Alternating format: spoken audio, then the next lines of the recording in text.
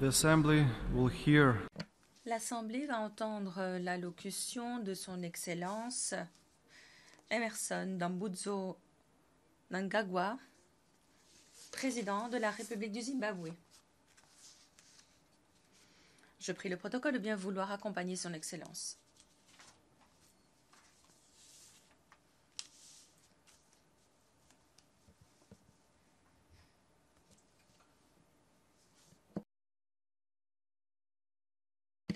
Au nom de l'Assemblée générale, j'ai l'honneur de souhaiter la bienvenue à l'Organisation des Nations Unies, à son Excellence Emmerson Dambudzo Mnangagwa, président de la République du Zimbabwe. Je l'invite à présent à prendre la parole devant l'Assemblée.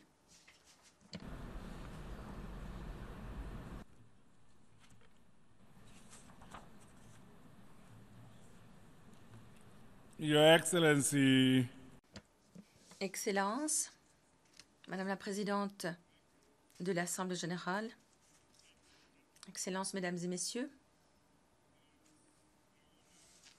c'est pour moi un honneur et un plaisir que de prononcer ma première allocution devant cette auguste Assemblée. Qu'il me soit permis de vous féliciter, Madame la Présidente, à l'occasion de votre élection à la présidence de cette 73e session de l'Assemblée générale des Nations unies. En tant que quatrième femme à peine à occuper ces fonctions importantes depuis la création des Nations unies, votre élection est en effet opportune alors que nous luttons pour l'égalité hommes-femmes au sein de l'organisation. Le thème que vous avez choisi, je cite, faire de l'Organisation des Nations Unies une organisation pour tous, une force mondiale fondée sur des responsabilités partagées au service de sociétés pacifiques, équitables et durables, fin de citation, trouve écho dans le thème du programme à l'horizon 2030, à savoir ne pas faire de laisser pour compte. Ce thème vient nous rappeler de manière fort opportune la nécessité de préserver l'élan imprimé il y a 3 ans lors de l'adoption des objectifs de développement durable. Madame la Présidente, au cœur du programme de développement durable à l'horizon 2030 se trouve aussi une promesse, à savoir mettre un terme à toutes les formes de pauvreté. Cette vision partagée, cette destinée commune exige que tout le monde soit sur le pont pour atteindre les objectifs ambitieux fixés, créer un monde meilleur. Pour nous, dans les pays en développement, l'élimination de la pauvreté est la plus grande de nos priorités. Le développement doit aussi être au cœur de l'action des Nations unies, sachant qu'il joue un rôle important à l'heure de prévenir la faim, les privations, l'insécurité alimentaire, les maladies et les conflits. La prise en compte des intérêts et des vues des femmes, des jeunes, des enfants et des membres vulnérables de nos sociétés doit être au cœur de tous nos programmes. Madame la Présidente, Mesdames et Messieurs, je suis heureux d'indiquer que le Zimbabwe a réalisé des progrès substantiels sur la voie de la réalisation de certains des objectifs de développement durable, notamment en lien avec la sécurité alimentaire. Au travers de nos politiques axées sur l'humain, au travers de nos programmes complétés par le financement du secteur privé et des investissements, les agriculteurs bénéficient d'un tronc d'équipement et d'un appui technique. Dans le but d'améliorer la nutrition et les possibilités de revenus d'une manière générale, nous avons aussi revu à la hausse l'appui accordé au secteur de l'élevage, de la pêche et de la faune. Nous sommes convaincus que ces programmes polyvalents permettront d'accélérer le retour du Zimbabwe dans l'économie mondiale et les chaînes de valeur connexes. Il s'agit là d'un exemple d'innovation, de créativité, de solutions internes trouvées pour relever les défis du développement économique les plus importants, en dépit des sanctions illégales qui restent imposées à notre pays. Nous demandons leur levée immédiate et sans condition. Dans l'intervalle, nous nous réjouissons du premier examen global de la réalisation des ODD qui aura lieu sous l'égide de l'Assemblée générale en 2019. Madame la Présidente, la paix, la sécurité, la stabilité, la démocratie et la bonne gouvernance sont autant d'éléments essentiels du développement durable. Sachant que les élections font partie intégrante de toute démocratie, mon pays a organisé les élections générales harmonisées tant attendues le 30 juillet 2018. Sur la base de la décision délibérée en toute conscience que j'avais prise d'ouvrir l'espace démocratique, sur la base de l'appel solennel lancé en faveur de la paix, de l'unité, de la tolérance, les contestations, la campagne électorale, le scrutin et le dépouillement ont eu lieu de manière libre, pacifique et transparente. Dans un esprit de transparence et d'ouverture, un large éventail d'observateurs internationaux et de médias mondiaux ont été accrédités pour observer nos élections.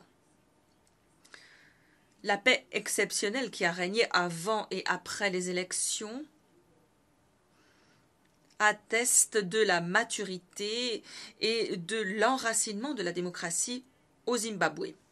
Nous sommes reconnaissants aux Nations Unies et à d'autres et aux États membres qui ont envoyé des missions d'observation des élections, ainsi que pour l'assistance technique dont a bénéficié notre entité en charge de la gestion des élections. Les recommandations formulées seront prises en compte à l'heure d'améliorer encore nos processus démocratiques et électoraux. Nous continuerons d'asseoir le constitutionnalisme, la tradition et les normes démocratiques, la paix, l'unité et l'harmonie.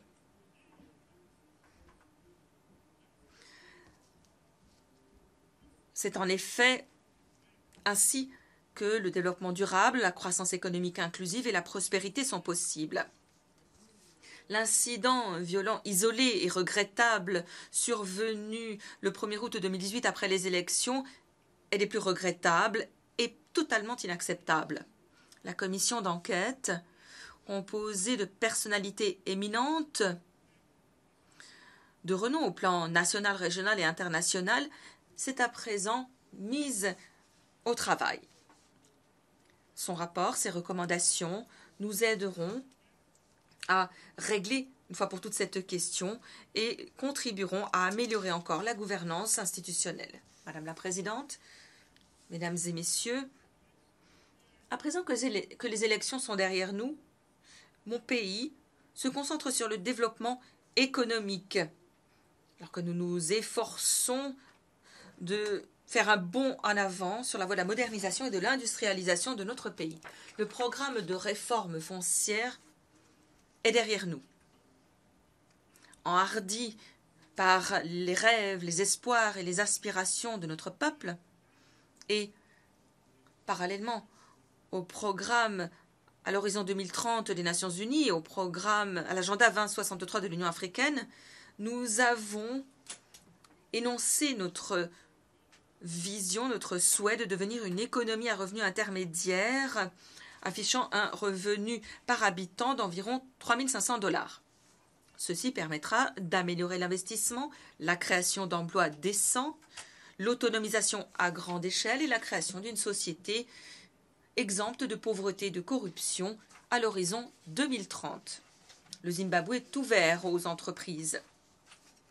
Nous nous sommes lancés dans un éventail de réformes économiques et politiques pour créer un environnement propice à une croissance économique inclusive et durable. Nous avons créé des institutions, nous sommes dotés d'instruments permettant de maximiser l'utilisation du foncier et d'accroître la productivité agricole. De même, des stratégies ont été adoptées dans divers secteurs de l'économie pour permettre aux pays de pénétrer les chaînes de valeur mondiales. Le développement, la modernisation de nos routes, de notre réseau ferroviaire, des aéroports, des infrastructures énergétiques et des TIC s'accélèrent dans le droit fil de la quête menée au plan régional et continental pour améliorer la connectivité et les infrastructures. Madame la Présidente, le Zimbabwe s'est réjoui de pouvoir jouer un rôle positif et constructif en tant que membre libre, démocratique, transparent, prospère et responsable de la famille des nations. Nous nous sommes engagés à renforcer le dialogue, la coopération et les partenariats ancrés dans un respect mutuel des valeurs communes et des principes partagés. La prévention des conflits doit être pour nous une stratégie prioritaire. Mon pays demeure engagé à renforcer le multilatéralisme et le règlement pacifique des différends.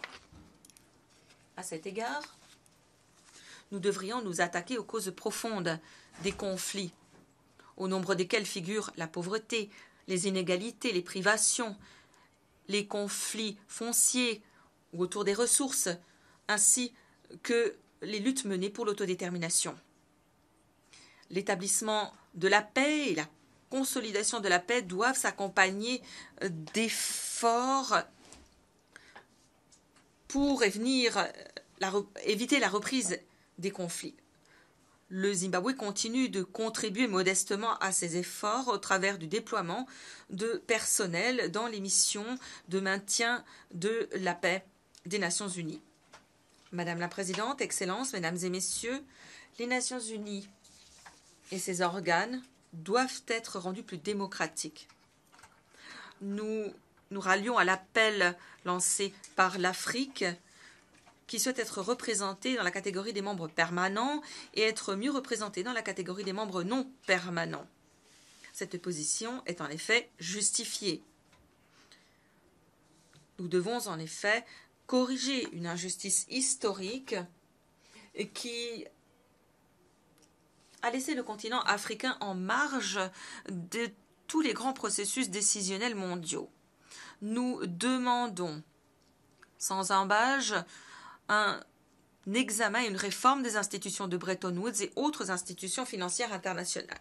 Le commerce est un moteur de développement pour autant qu'il soit équitable et qu'il respecte les règles en vigueur. Par conséquent, nous demandons la tenue de négociations sous l'égide de l'Organisation mondiale du commerce pour favoriser une croissance inclusive et partager une croissance économique qui permette aussi de progresser au plan du développement. Madame la Présidente, pour ne pas faire de laisser pour compte, les efforts déployés pour promouvoir les partenariats en faveur de la paix et du développement ne seront pas complets tant que nous n'aurons pas réglé le sort des personnes vivant sous le joug de l'occupation. Il est particulièrement triste de constater que certains d'entre nous continuent de fermer les yeux face aux souffrances infligées au peuple de la Palestine. Il est plus que temps que le Conseil de sécurité s'acquitte des obligations qui lui sont conférées par la Charte, qu'il respecte ces obligations, notamment liées à la mise en œuvre des résolutions 181, 242, 338 et 2334. Sur le continent africain, il est tout aussi décourageant de constater que le peuple du Sahara occidental ne peut pas encore exercer son droit inaliénable à l'autodétermination. Nous demandons au Conseil de sécurité d'insister pour que soit organisé un référendum indépendant pour le peuple sahraoui, et ce sans retard, dans le respect des décisions pertinentes de l'Union africaine et des résolutions des Nations unies. Qui plus est, il est impératif et urgent que le Conseil ne ménage pas ses efforts pour renforcer la coopération avec le Conseil de paix et de sécurité de l'Union africaine, afin de trouver une solution juste et équitable à la question du Sahara occidental. Madame la Présidente, le changement climatique représente une menace qui pèse sur l'ensemble de l'humanité. Ces effets ne connaissent pas de frontières. Par conséquent, nous demandons l'adoption de mesures collectives dans ce domaine. En tant que pays en développement, nous avons besoin d'appui dans les domaines de l'adaptation, de l'atténuation, dans le domaine de la technologie, des finances et du renforcement des capacités telles que prévues dans l'accord de Paris. En conclusion, je tiens à réaffirmer l'engagement du Zimbabwe en faveur des principes consacrés dans la Charte des Nations Unies. Nous nous engageons à poursuivre notre action aux côtés d'autres nations pour promouvoir et renforcer le multilatéralisme pour le bien de l'humanité. Plus que jamais par le passé, les Nations Unies doivent asseoir leur autorité, redoubler d'efforts pour la paix dans un monde où l'on considère toujours plus que c'est la loi du plus fort qui prévaut. Œuvrons ensemble, en harmonie, pour faire en sorte que les Nations Unies et ses organes servent réellement les intérêts collectifs de l'ensemble des États membres. En tant que dirigeants de ce monde, il est de notre devoir à tous de transformer nos sociétés, de créer un monde plus pacifique et plus inclusif pour les générations actuelles et les générations futures. Je vous remercie.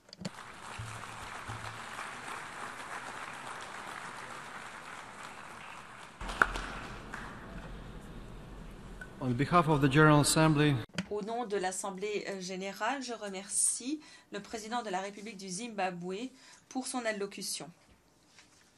Je prie les représentants de rester assis pendant que nous raccompagnons Monsieur le chef de l'État.